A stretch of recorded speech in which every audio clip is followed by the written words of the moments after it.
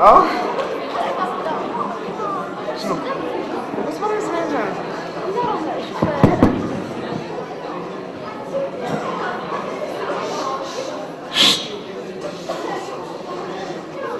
Hello! Oh, ladies first. Ladies and gentlemen, be prepared to our final word. Ladies and gentlemen, welcome. Prepare yourself to the biggest ceremony of the Language Center Service Learning Program. Participants will present their final project. So, please welcome Ms. Brian, the coordinator of our program.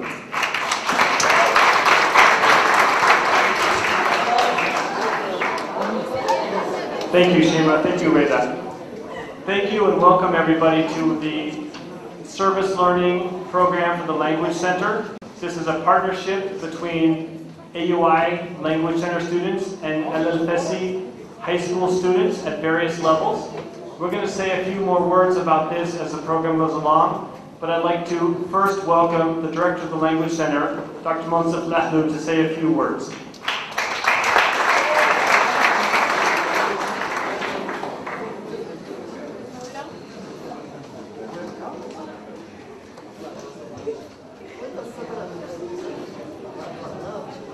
Assalamu alaikum. I start with the students, dear students, their parents, their colleagues, and Mr. Vice President for Academic Affairs.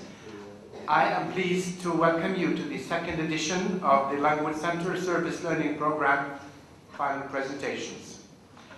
The Language Center Service Learning Program is in its second year. It was launched last year and supervised by Mr. Brian Seelstad, whom I thank very much, with the help of other Language Center teachers. Last year, we had 20 students from the Language Center and 20 students from Al-Fasi High School, who paired into collaborative groups and worked on skill-based activities with the aim of improving their English. These students last year developed end of semester projects. Please. Thank you. And they presented them at the end of the semester. Tonight, we have 30 students from Al-Akhawain and 30 students from Al-Fasi. That's 50% more than last year. We started with 20, now we have 30. Throughout this semester, these 60 students, in partnerships with the help and partial supervision of another 17 students, 12 from AUI and 5 from Al-Fasi, who were participants in the program last year, and this year they are leaders. So this program has a model which is today's participants are tomorrow's leaders. That's what we want to develop. And I'm very pleased to see that students who were participants last year have come back again this year and are helping as leaders. And they have been working on projects, and they will give us presentations in a little bit. We have 9 programs altogether. And again, the project is supervised this year by Brian with the full help and commitment of Mr. Kevin Spence, and I would also like to thank him. AUI students, when they participate in this program, they receive credit for part of the 60 hours that they are required to fulfill for the graduation. As you all know, part of the requirements to graduate from Al-Akhawain is to give 60 hours to the community. And students who start this early, first they get part of these hours, and also they start early to develop this service learning and this community service, which is part of what we want to develop in them. AUI is very keen. This university wants to give its students training that's, of course, academic, strong academic program, but not only that. We want to give our students a full, well-rounded training, and participating in the community is part of it. So back in 2005, exactly 7 years ago, this requirement to do 60 hours of community service was started. And initially, not many students understood what it meant. Some students were reluctant, but I'm very pleased to report that the average number of hours that students do when they graduate is not 60, it's 72. So students have been doing more hours than they are required to do. And we are very, very pleased with that. And we are very pleased that it's starting this early with us. Last word, President of the University, President Risto Awisha, would have liked to be with us tonight, but he has other commitments. But he has asked me to send all of you his best wishes, to commend you on this, to congratulate you, and he has also asked that the event be recorded, so we are recording it for him. So he is following us with this for him and for all of us. Mr. Vice President for Academic Affairs, Dr. Garouri, who is with us, Dr. Balfi, who will be joining us later. This event is extremely important for all of us, and we would like to congratulate you and say, go for it, this is part of your training. Thank you very much.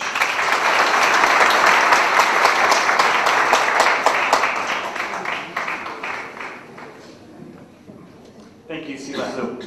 And I want to take 1 minute to welcome all the parents and of course faculty, and especially the students who are participants in the program, but also those who are visitors to AUI from Al-Fesi or from the community. Welcome to AUI, and it's a pleasure to have you here, and we even hope we will see you here as students in the coming years. What I would like to do now is take a minute and talk. This is more for the benefit of people who are not participants, but to give a little explanation about what this program is about and to give a little bit of context.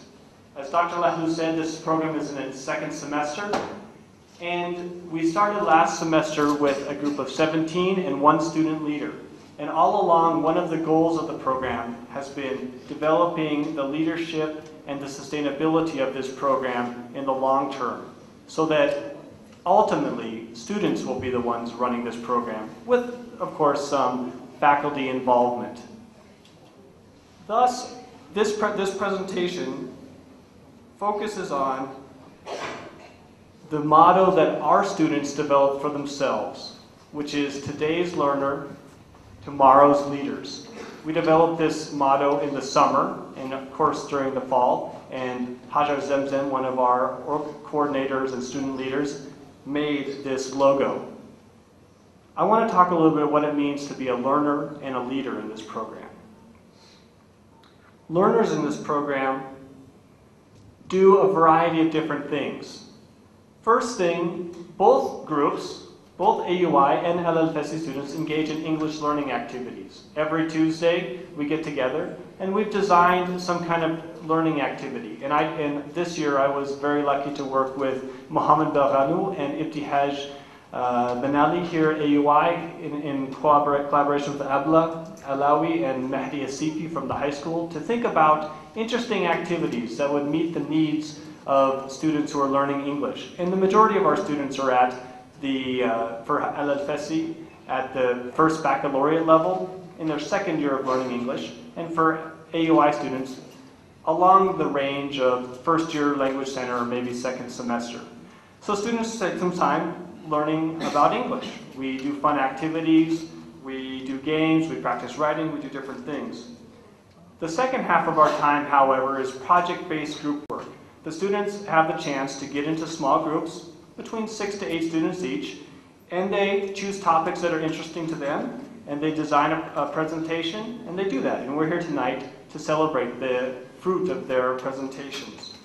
And all along the way, we reflect and evaluate about the program. Specifically for AUI students, we meet an hour early at 5 o'clock on our Tuesdays and spend 45 minutes thinking about how the program is going. Hajar Zemzem was our reflection coordinator this semester and designed a lot of interesting activities and questions for the students to reflect on this experience. And this program is not over. Next Tuesday we will meet once again, both here at AUI and at El Fesi, to do a final reflection and evaluation. Things don't end. They only continue and progress and get better. So students who are learners do that. But what do leaders do? As was mentioned by Dr. Lahlu, we have 12 student leaders from AUI and 5 student leaders from El Fesi. Those were participants last semester, and they like the program enough to stick with it. And they have done an amazing job this semester running all aspects of this program. What does that mean? Conceiving vision for the program. How many students should be in it? How should we run it? What should we do? What are our goals? Recruiting new students. All of our AUI students and the high school students were running around this university and the high school at the beginning of the year, inviting students to take part and making lists and coming up with when to meet and all that stuff. They were communicating with each other, with teachers, with other learners. They were preparing activities, assisting group projects. Each leader had a group that they were, I won't say in charge of, but working with. And they were designing and overseeing this whole thing. But they were very active. If you were to go and see our Facebook pages of communication, the dialogues go on for miles, well, digital miles, of us talking about when to do this, when to meet, how to do this, and so on. It's been a very fun way to see. So that's what we do, but I don't think that me talking about it is the best way for you to understand what this program is about.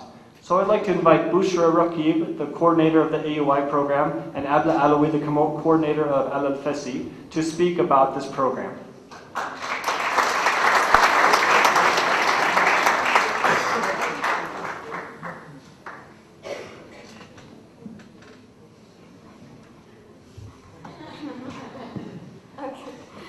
Welcome everybody.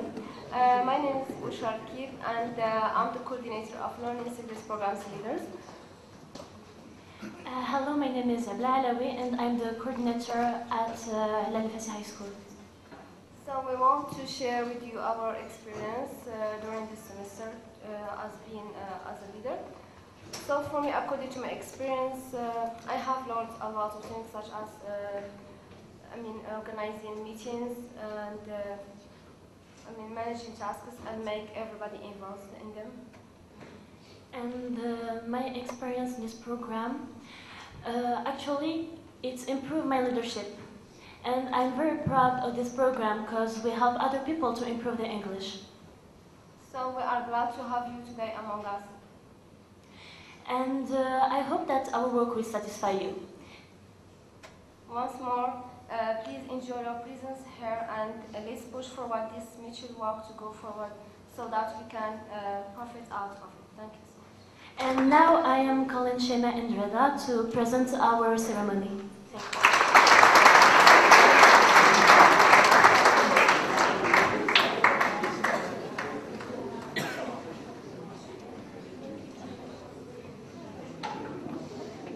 Before that we begin the presentation, I want to ask you to please turn off your phones.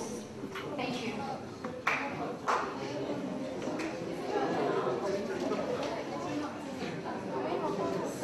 Oh, Rita, what's the matter with you? I'm on the pursuit of happiness. What that means? I'm not the one who will explain that, but let's give the floor to the first group. Let's call Marwan, Iman, Zinab, Dalal, Wisal, Maryam, Hadi, and Ayman, and Amin.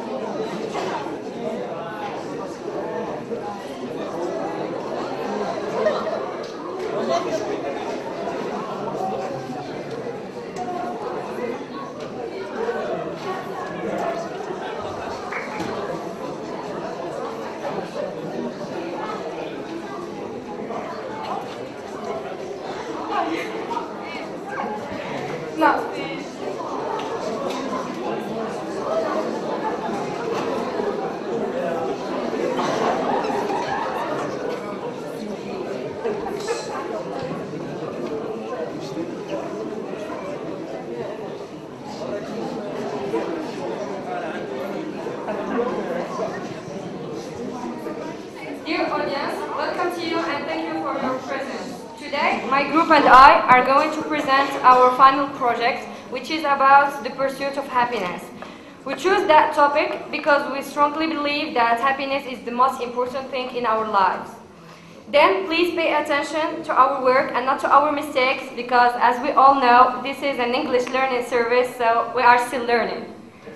So,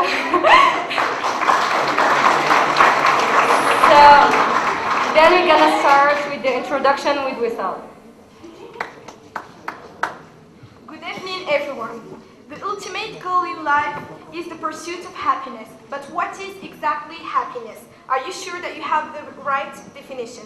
Happiness is a lasting state of fullness and satisfaction, pleased and balanced state of mind and body where pain, stress and anxiety are absent. For us, happiness is a positive state of mind.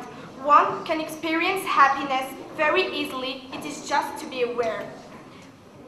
We live in a society where everything is complicated, and achieve happiness has also seems complicated for the majority of the population. However, it is not that much. If you follow those simple steps, you will reach it easily. Thank you.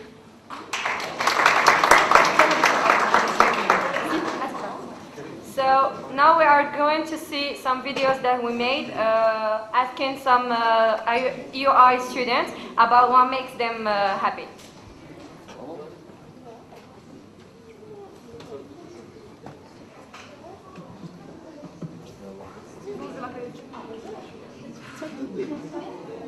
We need our USB to...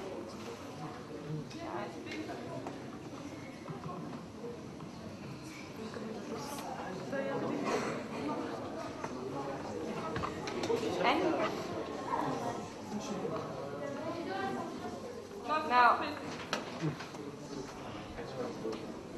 sorry for this, but we need our USB to watch the videos. Sorry.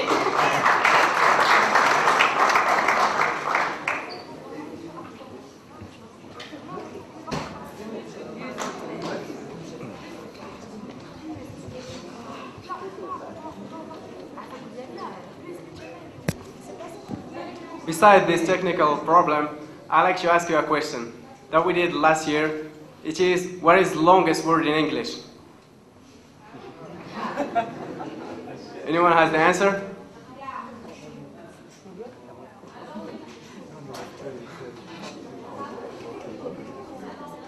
That's right, it's correct.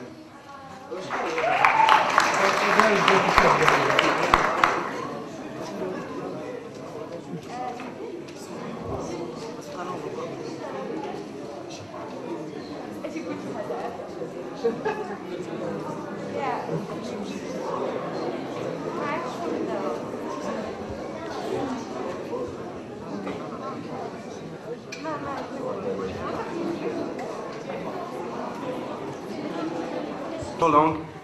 I would like to tell you a joke. You want to hear one? Okay. Okay. One time there was a scientist that would like to do an operation on a dog. First time they took out his right leg, the front one, and they asked him to walk, and he walked. And the second time they took away his other leg, and they told him to walk, and he can walk. And after that, they took once again one of his legs, and they told him to walk. The dog couldn't make it. Why? Because one leg cannot do the job of 4 legs.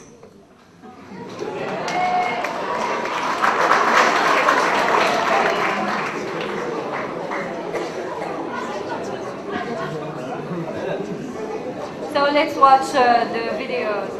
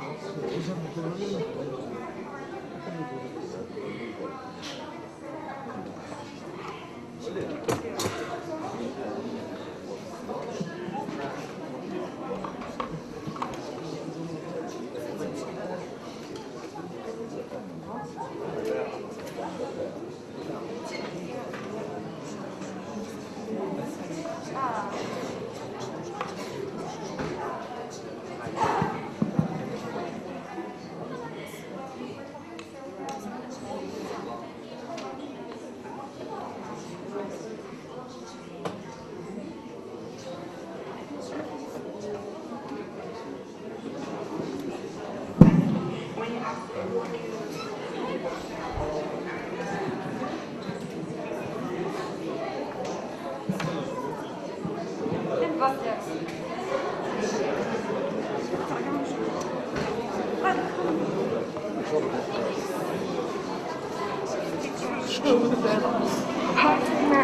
you, what makes you happy? My perception of happiness is to live every day of my life and to enjoy every moment of it as it was my last, because I strongly believe in Carpe Diem. Thank you very much.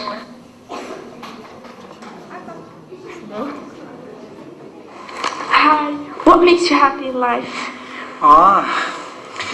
There are many things that make me happy, especially reading stories and enjoy watching football and films, and moreover I also enjoy reading the Quran.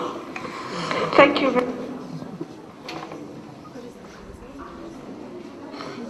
Actually, what makes me happy is playing soccer with my friends, and because it's my favorite sport. I practice it since I was a child. Thank you.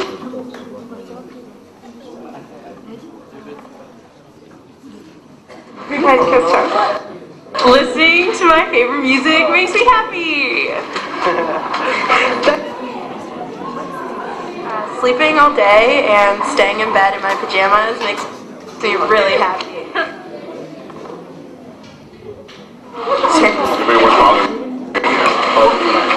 Yes, what makes me happy is sometimes the weather, and sometimes when I found my pockets full, like find 100,000 dirhams like this, and sometimes if I just take my coffee or talk to others, to my friends, that's it.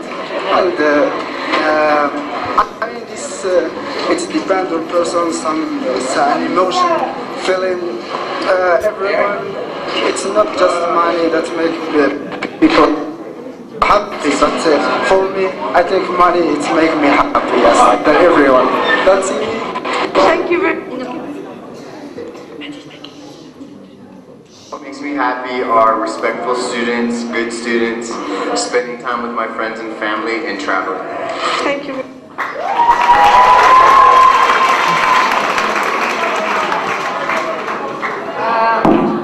So special thanks to everybody that helps us doing that work.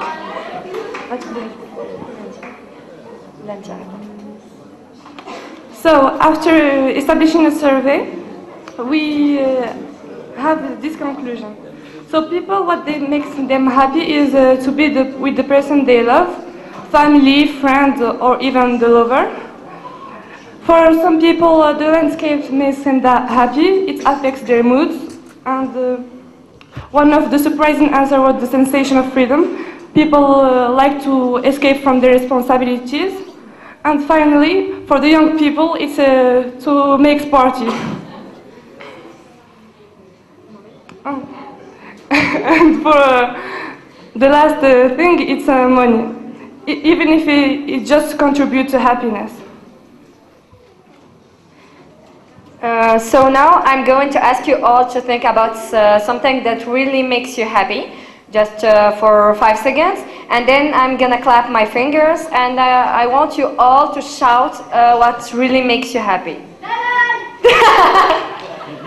Wait a second. So, are you thinking? Then I want you to think about what really makes you happy.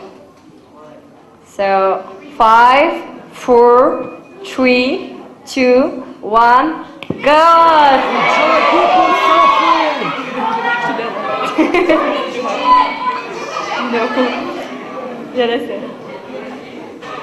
So, Mehdi, I want to ask you, why do you look so pessimist? I look so pessimist because I always get lowest grades in my class. Also, I'm always having problems with life.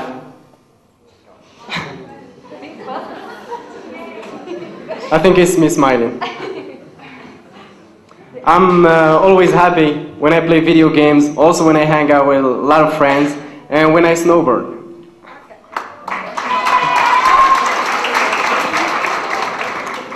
To be optimistic, expect the best. It is simple. If you start a day or a task with a positive belief that you will succeed, that increases your chances that you will figure out many ways to assure a successful outcome. And if you start with a negative belief that you may fail when your beliefs make it much harder. To build up a motivation to succeed, the moral that you expect will materialize in reality.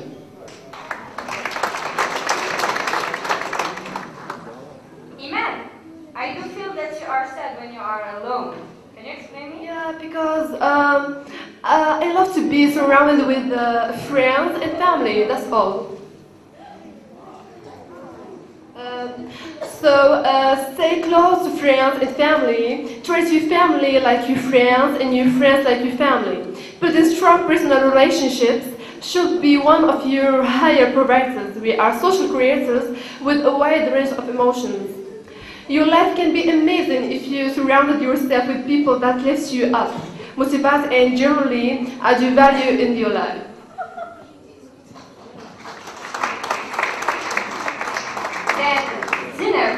Did you ever think about what are your life goals?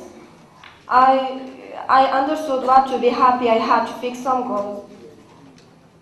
It's important to work toward a goal we will achieve by getting up every morning, having something to look forward to make you see the big picture, and you won't feel as you are just working every day toward something.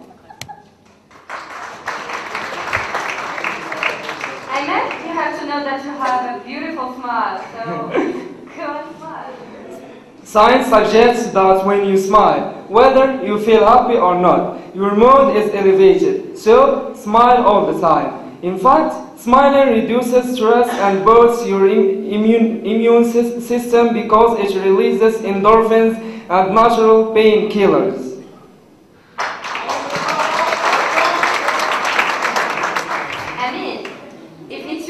You have to apologize, and if not, you still have to do something. Forgive. Good evening, everyone. So, if I look different, it's only because I took off my mustache. You can see. Yeah. You can see it, yeah. But in fact, it is me. So, about forgive, in a study of college students, an attitude of forgiveness contributed to better cardiovascular health. You understand? You could play forgiveness literally heals the heart.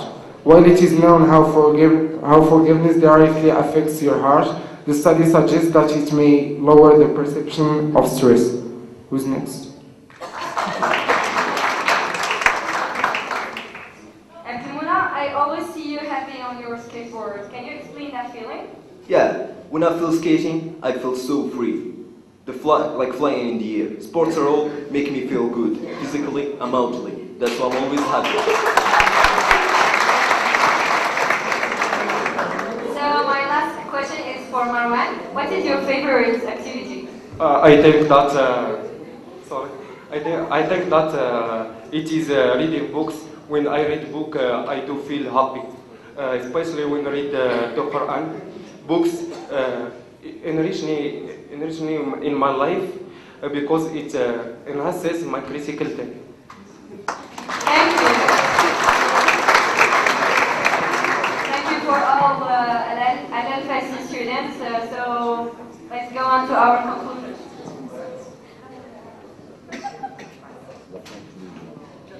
Happiness is a journey, not a destination. And the problem is that almost people run after happiness without worrying about the present moment. And when they reach it, it is so fleeting that they do not have even realized it. They think that happiness is just a passing feeling, but happiness is not a feeling. It is a way of life. You can live the daily happiness by following the previous steps. Thank you for your attention, and a special thanks to our leader, Hamza Soufiani, who couldn't come tonight because he has a midterm. Thank you very much.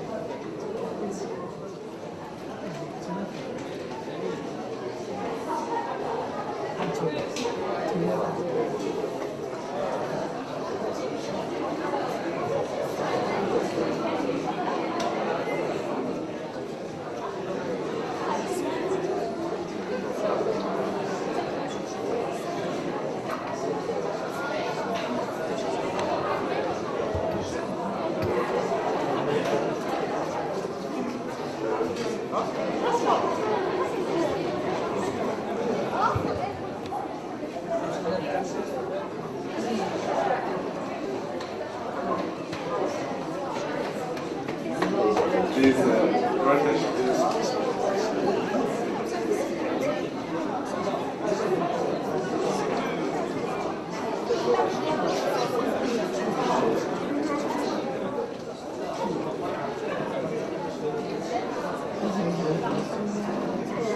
Shayman, do you want to marry me? Come on, I'm too young. It's too early for marriage. What do you know about marriage? Calm down. The second group will explain it. Let's call Malak, Yasmin, Zinab, Fatem Zahra, and Umayma.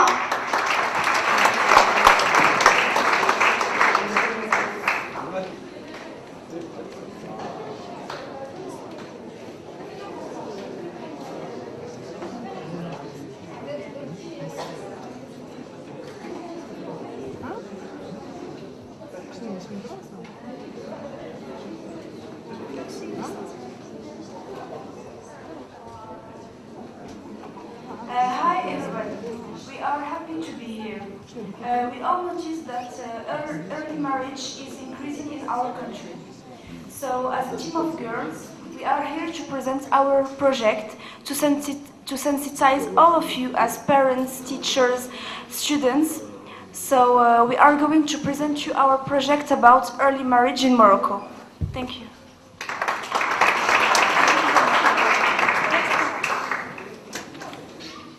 Hello. As my colleague said, we all noticed that early marriage is increasing year by year.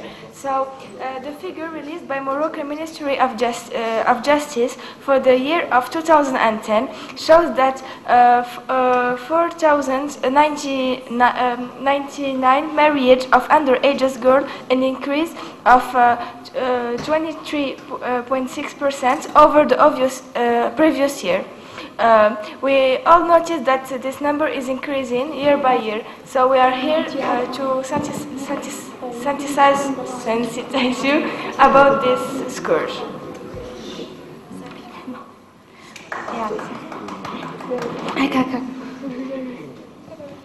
So here is a quote from Fouzia Assouli, the president of the Democratic League for Women's Rights. These figures are a disgrace to our country. This marriage of minors is a violation of children's rights. We can assimilate these acts as pedophilia allowed. It is outrageous to marry children only 9 years old. It is regrettable that there are no criminal sanctions to punish these acts. The authorities are witness of this phenomenon that takes dimension of concern and do nothing to counteract it. It is a real misuse of the law. The prosecutor has the obligation to protect the child, and in accordance with the Convention on the Rights of the Child. As we all know, early marriage has some causes. So today, Zinab and Fatem Zahra and Umayma will present these causes. We will begin with Zinab.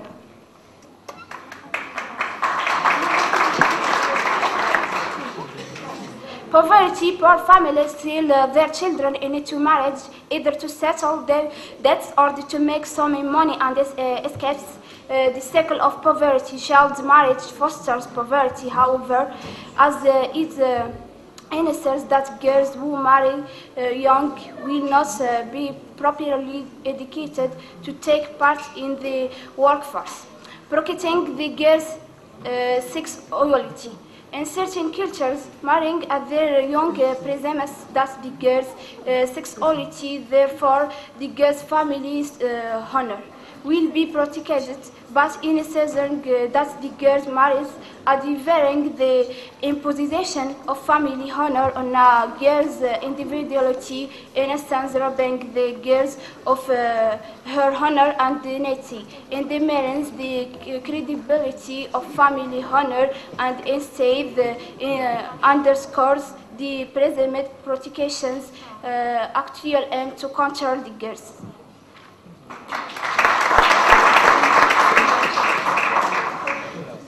Gender discrimination, child marriage, is a product of cultures that devalue women and girls and discriminate against them. The discrimination, according to a UNICEF report on child marriage and the law, often manifests itself in the form of the domestic violence, marital rape, and the deprivation of food, lack of access to information, education, healthcare, and general impediment to mobility. Trafficking poor families are tempted to sell their girl not just into marriage but into prostitution, as the transaction enable large sums of money to change hands. I just want to thank Zineb and Fatem Zahra for the efforts that they made. I will recapitulate the causes in order to give you the consequences. As we said, poverty and protecting the girl's sexuality and gender discrimination and trafficking are the main causes of early marriage. Now we will talk about the consequences of this scourge.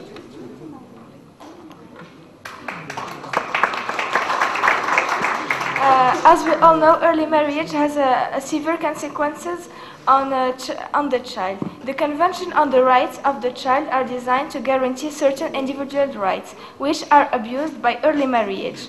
Rights undermined or lost by children forced to early marriage are the following ones. So please give your attention to Umayma. She will to Yasmin. She will give you the consequences of early marriage. The consequences are: the Convention on the Rights of the Child are designed to guarantee certain individual rights, which are abused by early marriage. Rights undermined or lost by children forced to marry early are: the right to an education, the right to be protected from physical and mental violence, injury or abuse, including sexual abuse, rape, and sexual exploitation, the right to the enjoyment of the highest attainable standards of health, the right to rest and leisure and to participate freely in cultural life, the right to not be separated from parents against the child's will, the right to protection against all forms of exploitation affecting any aspects of the child's welfare, the right to eventual employment.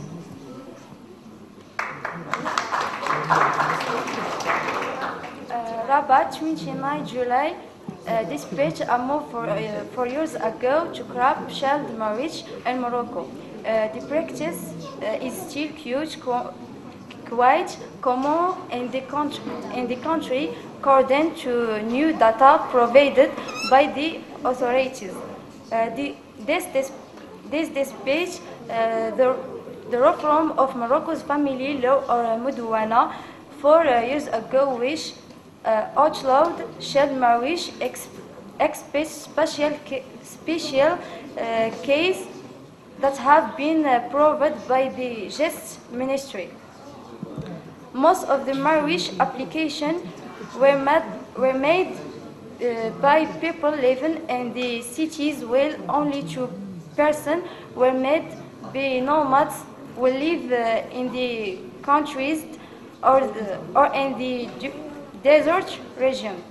Most of the cases involve marriage with a child aged between 15 and 17 years old.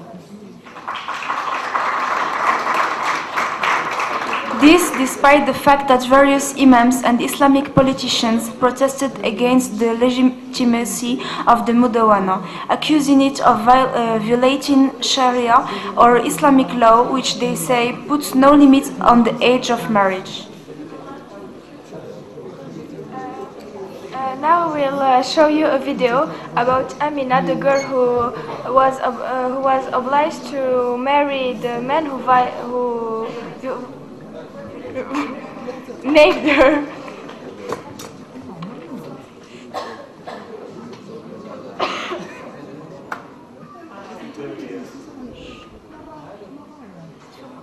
At a cemetery in the town Larache in northern Morocco, Amina's family are visiting her grave. The 16-year-old killed herself last week by drinking rat poison after marrying a man who raped her. In conservative parts of Morocco, a woman losing her virginity before marriage, even if she was raped, is considered a dishonor to the family. One so shameful, they'd go to any length to hide it. I didn't want to go with them to the judge for the marriage, but my wife pressured me to avoid the shame. Sorry for this problem. I will repeat the video.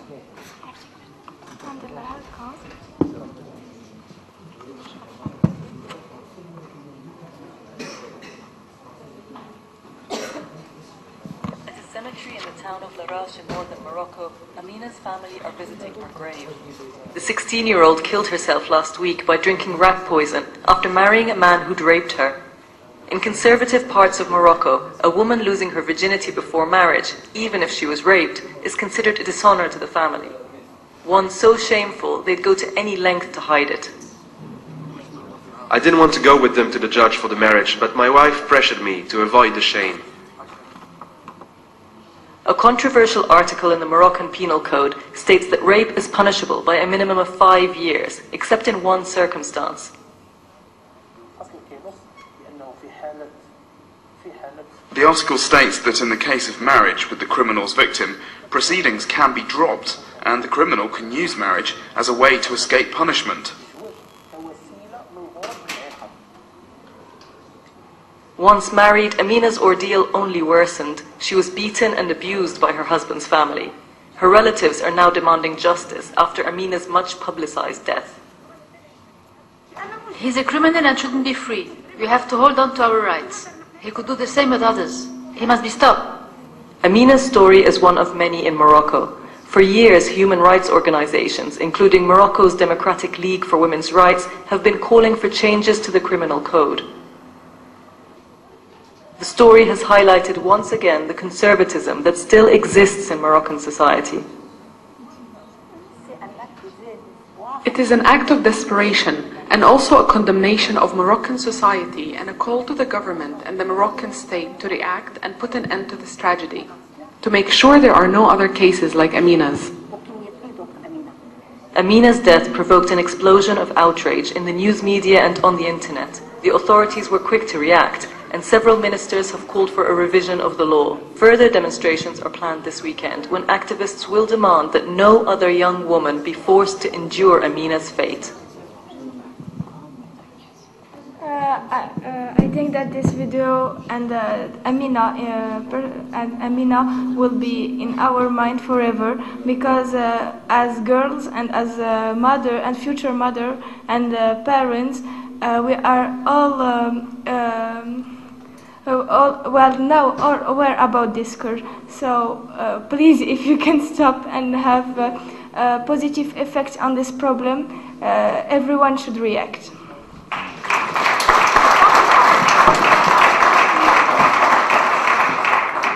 So thank you for your attention. We hope that we managed to persuade you about this big problem that we have in our country.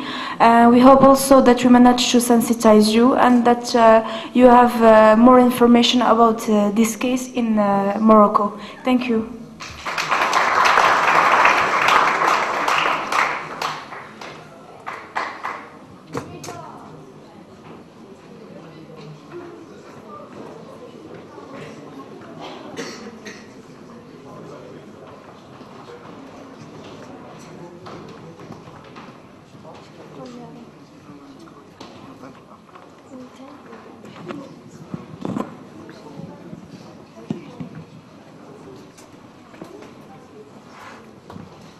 Shayma, where is your jalaba?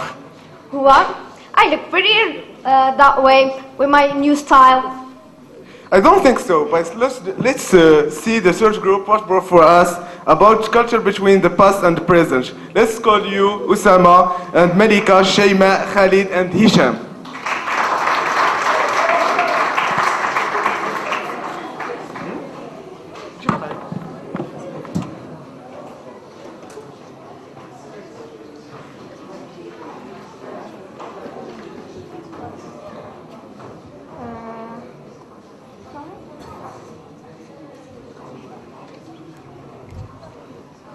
Okay.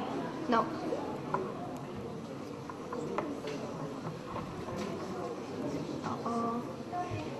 It's not a good sign.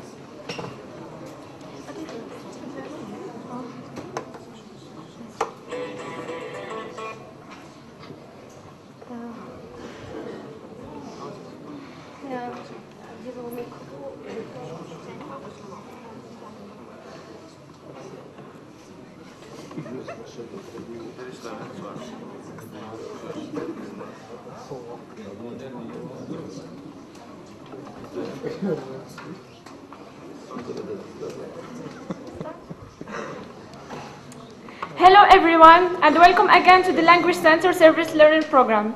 Our project is about the changes in Moroccan culture. You are going to watch in a moment a survey video that we have made both in downtown Ifrane and AUI. We have been asking people several questions about these changes in our culture, their causes and effects. We will also present some statistics that we've collected from an internet survey that we've launched and was hopefully answered by approximately 100 of people. So I hope you'll enjoy this presentation, and thanks a lot for your presence and your attention.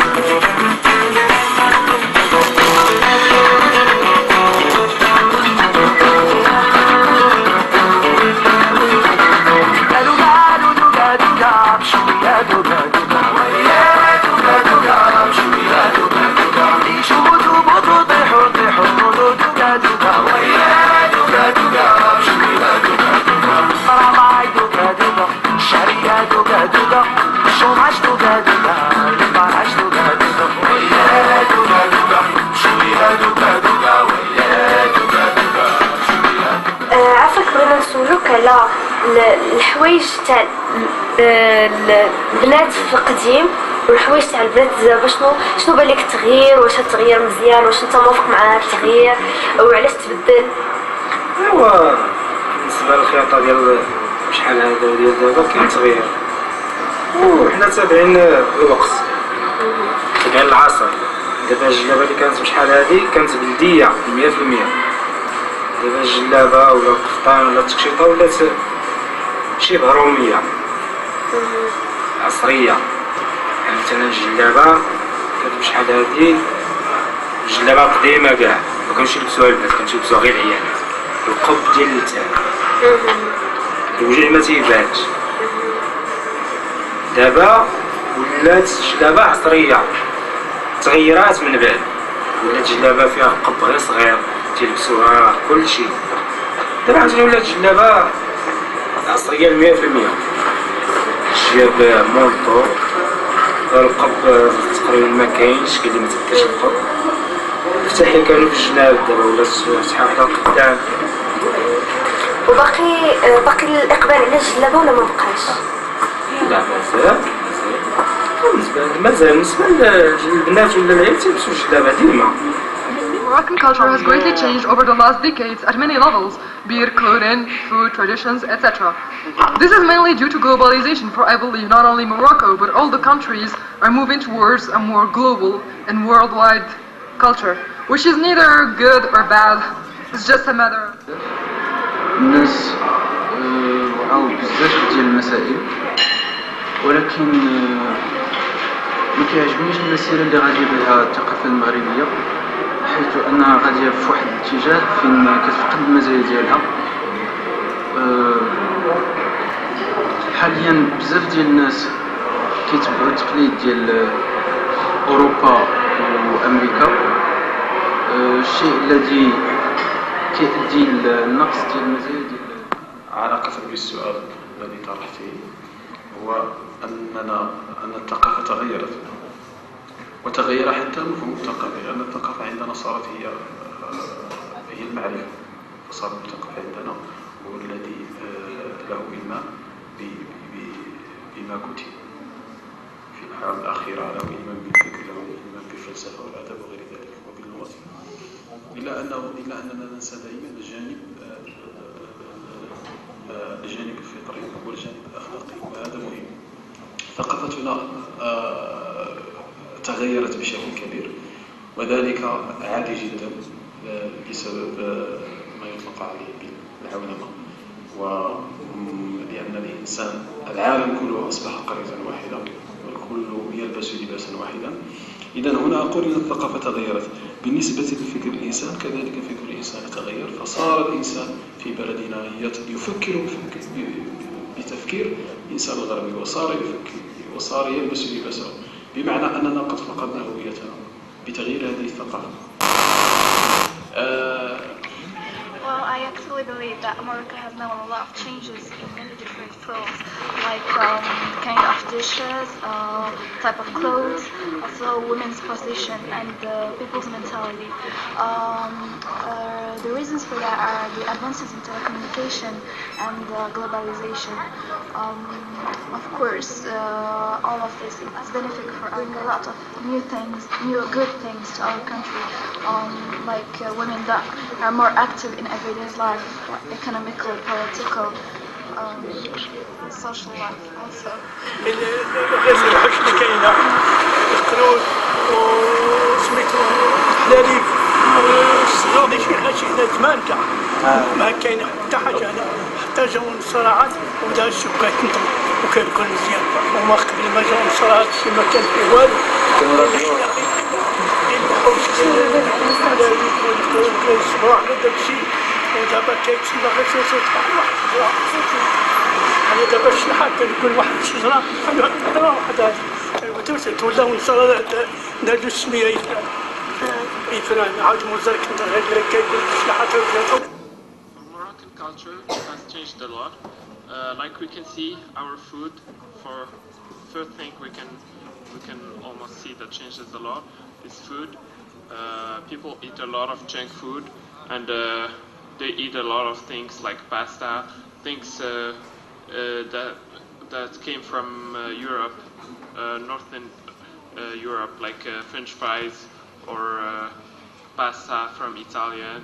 Or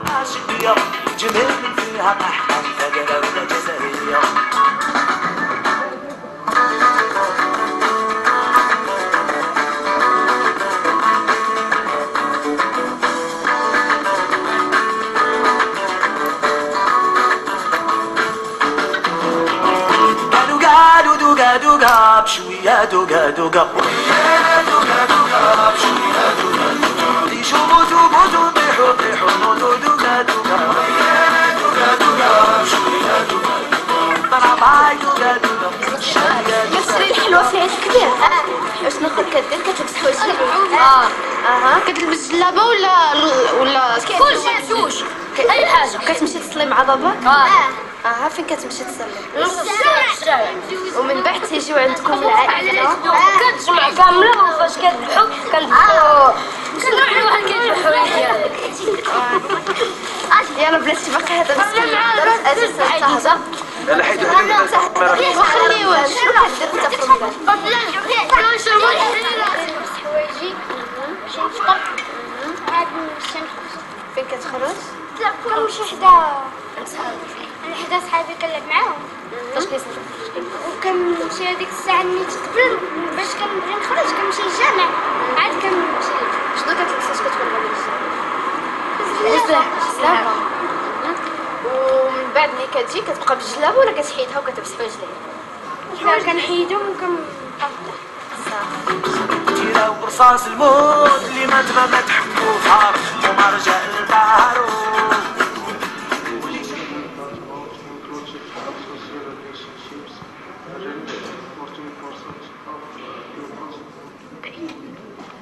Also 60% of people believe the globalization is the major cause of the change of Moroccan culture. develop by the change in life condition and the development of More than 95% of people consider that our culture has changed either slightly or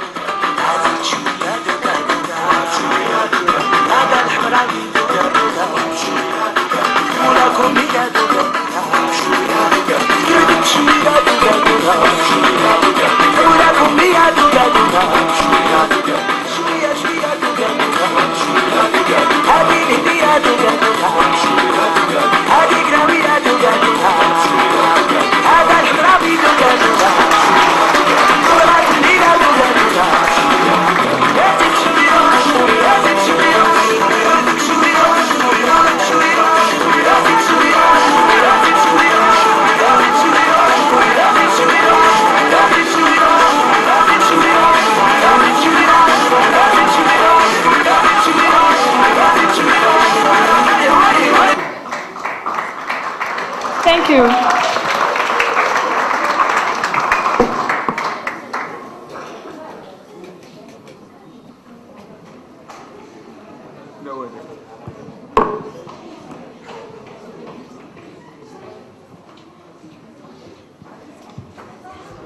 It's been a long time I didn't see a girl wearing traditional clothes. Opportunity to see a traditional clothes show presented by the Ford Group with Ishraq, Kenza, Huda, and Ahmed Taha.